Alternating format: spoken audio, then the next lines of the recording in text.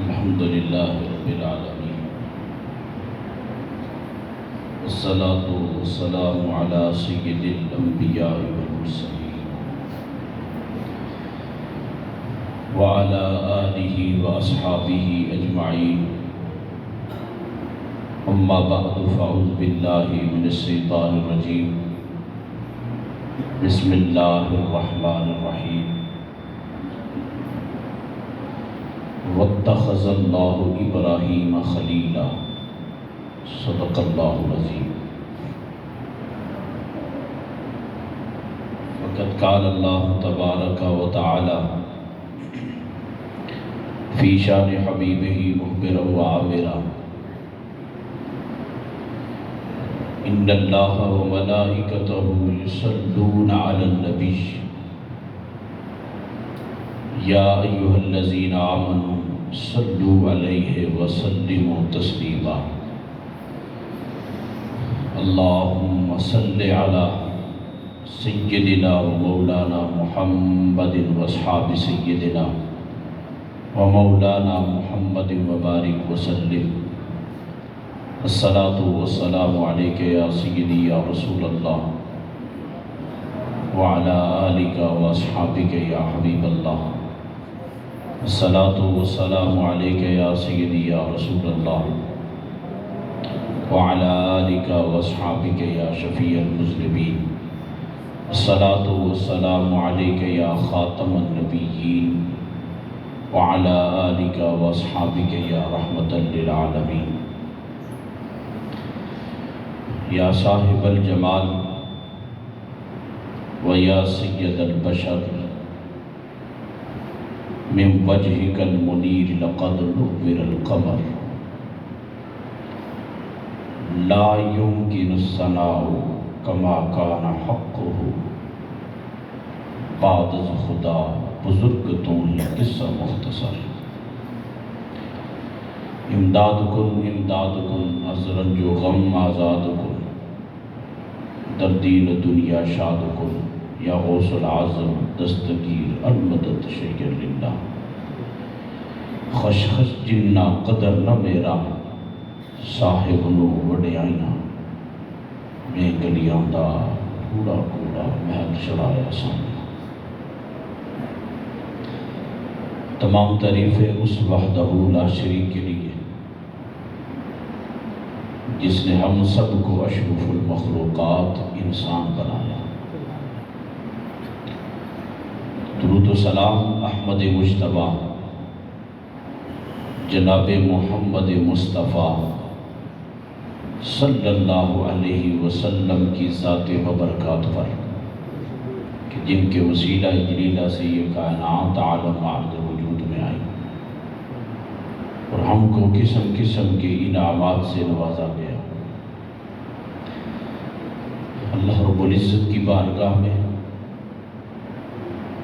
حضور رحمت عالم صلی اللہ علیہ وسلم کے توسل سے عرض کرتے ہیں کہ اللہ رب العزت ہم سب کو ایمان کا نور عطا فرمائے،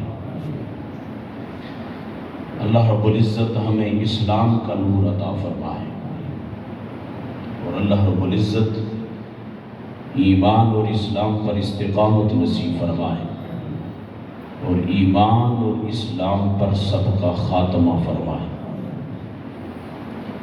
قرآن مجید فرقان حمید میں اللہ رب العزت نے ارشاد فرمایا واتخذ اللہ ابراہیم خلیلا۔ اللہ فرماتے ہیں کہ ہم نے ابراہیم کو اپنا خلیل بنایا ہے۔ خلیل کا معنی ہوتا ہے گہرا دوست، جس کو رب کہہ رہا ہے یہ میرا گہرا دوست ہے، اللہ کہہ رہا ہے ابراہیم میرا گہرا دوست ہے۔ پھر اس دوستی کا عالم کیا ہوگا، پھر اس یاری کا عالم کیا ہوگا، پھر اس وفاداری کا عالم کیا ہوگا، پھر اس کی بارگاہ میں بندگی کا عالم کیا ہوگا؟ جتنا کسی انسان کو اللہ مرتبہ عطا فرماتا ہے، جتنا اسے اپنا قرب عطا فرماتا ہے، اتنا ہی آزماتا بھی بڑا ہے۔ وہ یہ دیکھتا ہے کہ میں نے اسے اپنا قرب عطا کیا ہے، اپنی محبت عطا کی ہے، اپنا یار دوست بنایا ہے، بیلی بنایا ہے، تو یہ کتنا ایک اس کے اندر ہے، عطا بھی کرتا ہے، واپس بھی لیتا ہے، آزمائش میں بھی ڈالتا ہے۔ اور حضرت ابراہیم علیہ السلام کو پتہ نہیں کتنی کتنی بڑی آزمائش سے اللہ نے گزارا ہے، لیکن جب اس آزمائش میں اللہ ڈالتا تھا تو کوئی جا کر پوچھتا نا کیا حال ہے، تو وہ کہتے تیری ضرورت نہیں ہے، اس کو میری خبر ہے، اس کو میری خبر ہے۔ ابراہیم، اس کو ابراہیم بھی پڑھا جا سکتا ہے، سریانی زبان کا لفظ ہے۔ ابراہیم کا معنی ہے شفقت کرنے والا، ابراہیم کا معنی ہے محبت کرنے والا، ابراہیم کا معنی ہے پرورش کرنے والا۔ تھوڑے جی جاگی تے پیا کرو نا یار، ساری زندگی سنتے ہی رہے سو یار۔ پرورش کرنے والا، مہمان نوازی کرنے والا، کسی کے سر پر دست شفقت رکھنے والا۔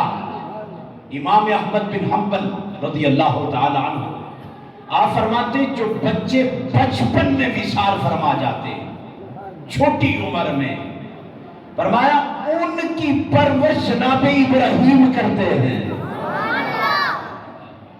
ان کی پرورش جناب ابراہیم کرتے۔ امام احمد بن حنبل فرماتے، اور ابراہیم کا معنی ہے شفقت کرنے والا، مہمان نوازی کرنے والا۔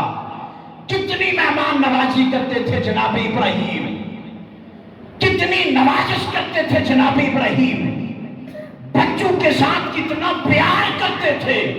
اور ابراہیم علیہ السلام اپنے اس بابل شہر کے اندر مشہور ہو چکے تھے، یہ بڑی شفقت فرماتے ہیں نا، اس لیے آپ کا نام ابراہیم اور ابراہیم بھی پڑھا جا سکتا ہے۔ اور مہمان نواز، ہمارے ہاں تو ایسا ہوتا ہے نا، جب کوئی مہمان آ بھی جائے نا تو اندر سب کچھ ہونے کے باوجود کھانا پکا ہوا ہے لیکن پھر بھی دروازہ بند کر دیتے ہیں۔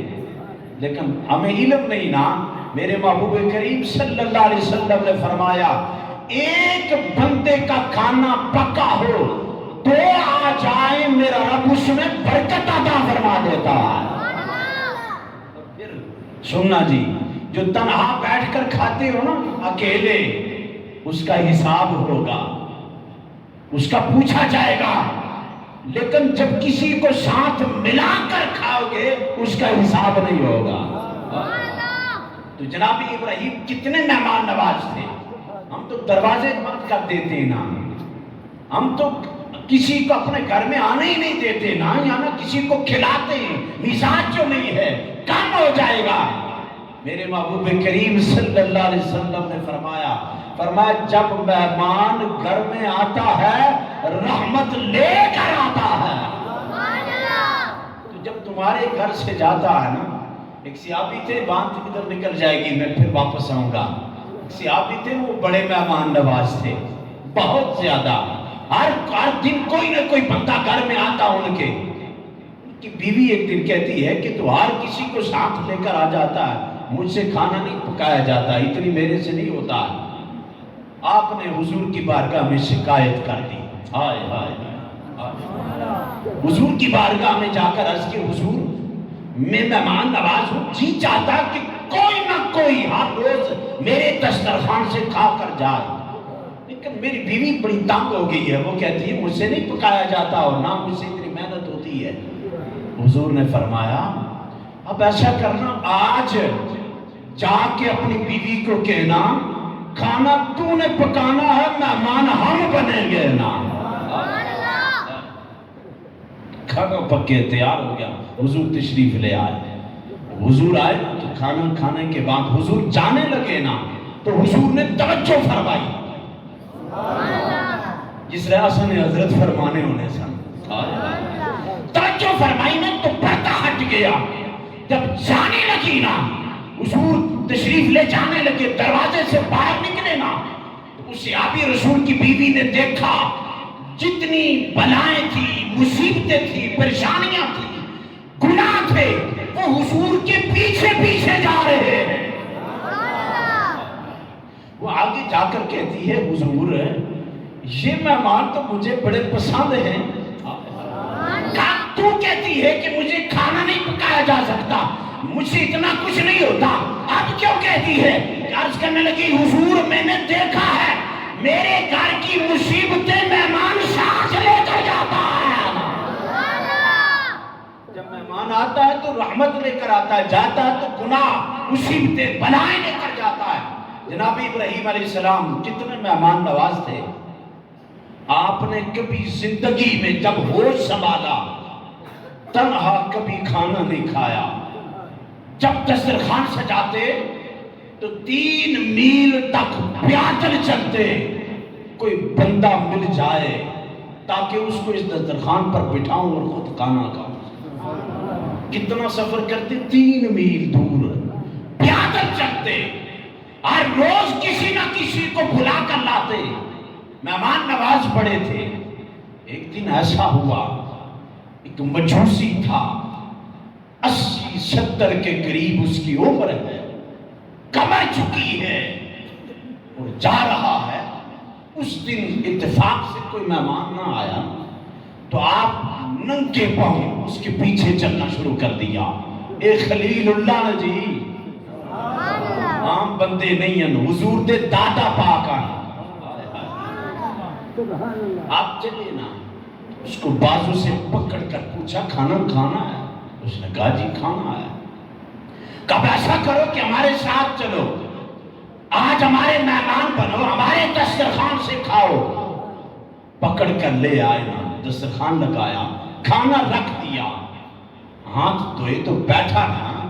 تو آپ کا ایک طریقہ تھا، کوئی بھی مہمان آتا اس سے کہتے پہلے بسم اللہ پڑھنی ہے، پھر کھانے کی ابتدا کرنی ہے. ہم نہ دایاں نہ بایاں کچھ دیکھتے ہی نہیں نا جی. اب جب بیٹھا کھانے کے لیے آپ نے کہا جی، اس نے شروع کر دیا نا تو آپ نے کہا بندہ خدا بسم اللہ شریف پڑھتے نا تو پھر شروع کرتے. اس نے کہا میں تو بسم اللہ جانتا ہی نہیں ہوں. فرمایا میرے خدا کا نام تو لیتا. کہا کس خدا کا؟ کون خدا؟ فرمایا جو میرا رب ہے. فرمایا میں نہیں اسے جانتا، میں تو آپ کی پرستش کرتا ہوں، آپ تو خدا بنائے بیٹھا ہوں، میں نہیں تیرے خدا کو جانتا.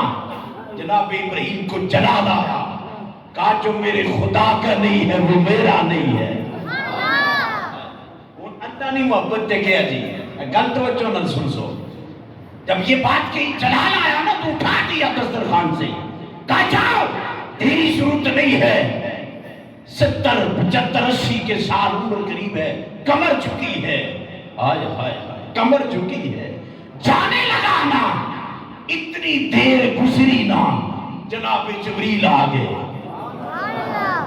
وہ ڈلے ہوئے رہا تو میں ہمیں کدھر ادھر چاہتے کروں تو تاں پھر مزہ آپ سے نہ ہے نا. خدا نے بندے ہر جمعے اشنے ہو ڈلے کی ہیں، سبحان اللہ آخنے بھی تقریب ہونی ہے. جھوٹے نعرے مارے تو سچی کوئی نہیں ہونا. سچی گل سنیا کرو. توجہ جی. جناب جبریل تشریف لے آئے، سلام پیش کیا، خلیل اللہ کو سلام پیش کیا. اس کا کہا سلام آکھنا ہے. اے جبریل خیر ہے؟ بڑا جلدی ہے آج. خیر نہیں ہے. آئے ہائے اے کیوں ہے؟ اے اللہ آخنا ہے تو اج 2 لکمے وستے اس مارا نام ہی کنڈا دے اٹھائی چھوڑے آئی. آئے ہائے ہائے 2 لکمے کھا دے سنا تھوڑے تو مارا نام ہی کنڈا دے دسترخوان تو اٹھا چھوڑے آئی. 70 سال ہوئی ہیں محمد نہ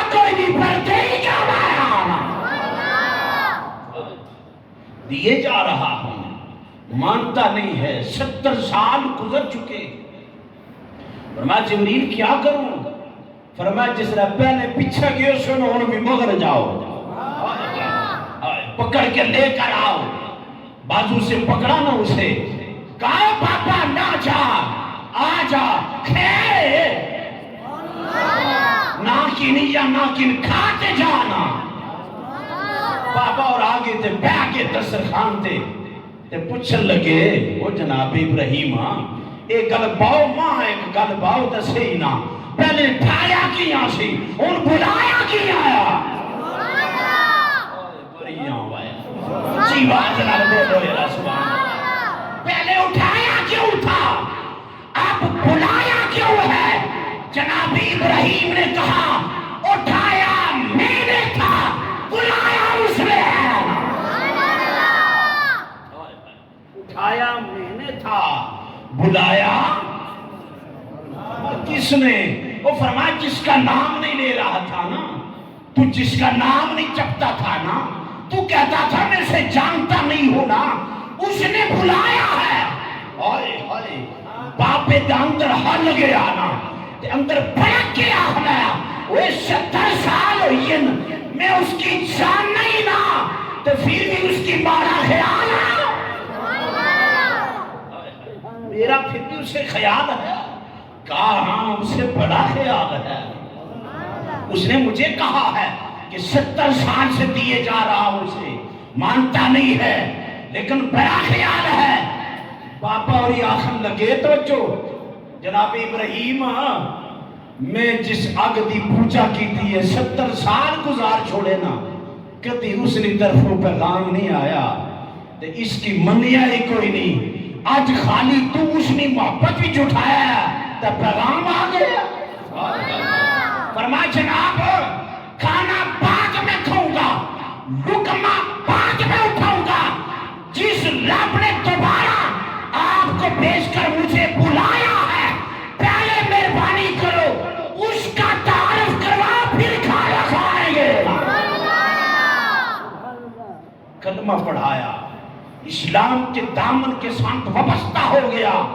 تو جو 70 سال کی زندگی ایک طرف ہے اور ایک لمحہ میں خدا کی توحید کا معرفت حاصل ہونا ایک طرف ہے۔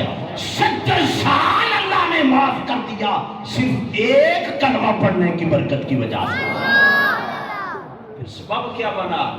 جناب ابراہیم کی مہمان نوازی تھی، اور آپ اتنے مشہور تھے بابل شہر کے اندر جہاں پر رہتے تھے، آج کسی کو پتا تھا کہ کہیں سے کچھ نہ ملے نا، ابراہیم کے دروازے پر جاؤ نا، وہ بڑا مہمان نواز ہے، بڑا سخی ہے۔ قحط پڑ گیا بہت زیادہ، مصر کے اندر بھی، بابل شہر کے اندر بھی، شام کے اندر بھی لوگوں کو ایک وقت کی روٹی نہیں مل رہی تھی۔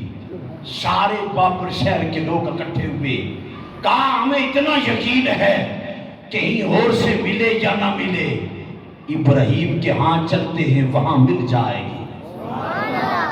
سارا مجمع اکٹھا ہو کے آ گیا جناب ابراہیم کے پاس، بہت بڑی حویلی تھی، وہاں جمع ہو گئے، کہا قحط پڑ گیا ہے، 2-3 دن کا فاقہ ہے، کھانا نہیں مل رہا ہے، ہم اس یقین سے آئے ہیں کہ اس در سے کوئی خالی نہیں جاتا ہے، جہاں بندہ پروری کی جاتی ہے، جہاں مہمان نوازی کی جاتی ہے، وہاں شفقت کی جاتی ہے، جہاں ہاتھ رکھا جاتا ہے، جہاں مشکل کشائی کی جاتی ہے، جہاں حاجت روائی کی جاتی ہے،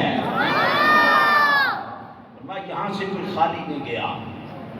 حضرت سارہ رضی اللہ تعالیٰ عنہ آپ کی زوجہ پاک، جناب ابراہیم نے کہا کہ کچھ گھر میں ہے، مہمان آئے ہیں تو کچھ کھلانا تو ضرور ہے نا۔ انہوں نے کہا جناب آج ہمارے گھر میں بھی کچھ نہیں ہے، قحط جو پڑا ہے۔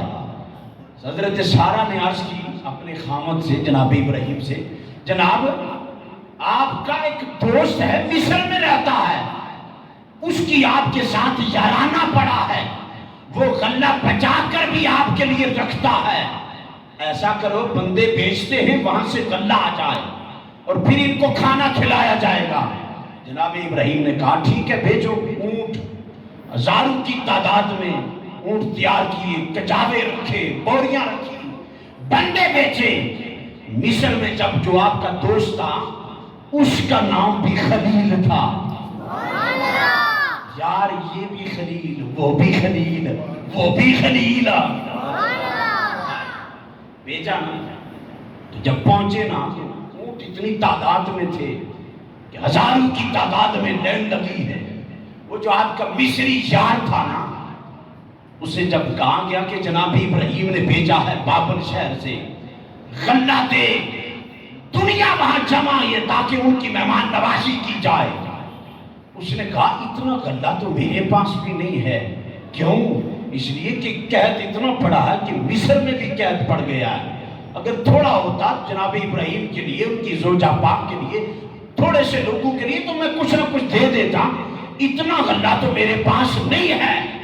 لیکن جو خاتم نوکر چاکر بیچے تھے وہ ابراہیم کے نوکر تو سیانے نہ ہوا نا۔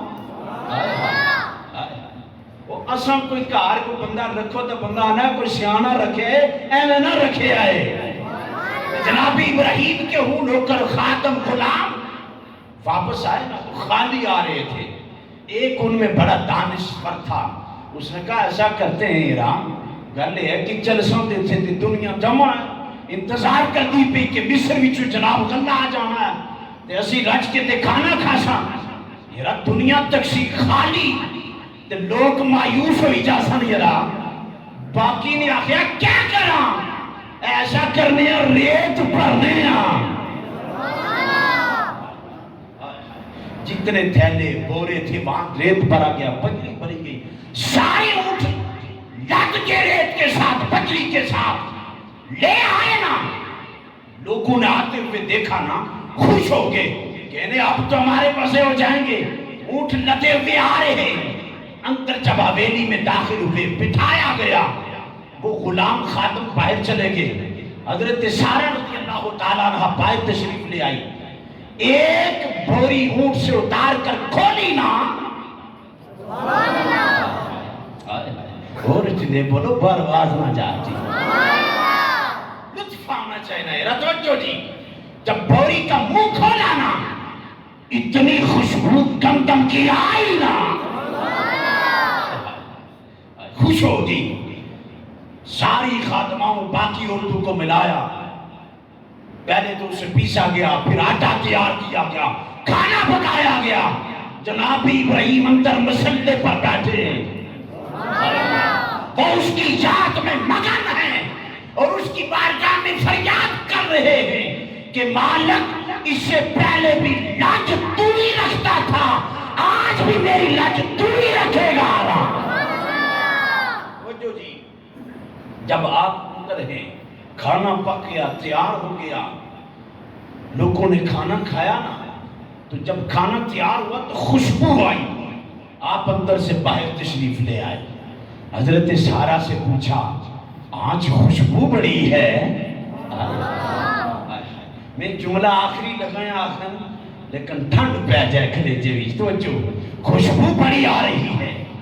حضرت سارہ رضی اللہ تعالیٰ عنہ آپ نے آگے سے عرض کیا جناب ابراہیم آپ کے یار کی کیا بات ہے جو مصری ہے؟ آپ کے مصری یار کی کیا بات ہے؟ بڑی اعلیٰ گندم بیچی ہے، اس کی خوشبو اس سے پہلے ہمیں نہیں آئی، اتنا نفیس لذیذ گندم پہلے ہمیں نہیں ملی جو اس دفعہ آپ کے مصری یار نے بیچی ہے۔ جناب ابراہیم نے کہا نہیں سارا، سارا گل یہ نہیں ہے، اے مصری یار نہیں بیچی ہے، اے میرے عرش یار بیچی ہے، یہ میرے عرش کے مالک نے بیچی ہے، یہ یہاں کی گندم نہیں ہے، وہاں کی گندم ہے نا۔ تاجدار کائنات صلی اللہ علیہ وسلم کے توسط سے ہمیں بھی بندہ پروری، شفقت، مہمان نوازی کی توفیق نصیب فرما کر جناب ابراہیم کا فیض نصیب فرمائے۔ وآخر دعوانا الحمدللہ۔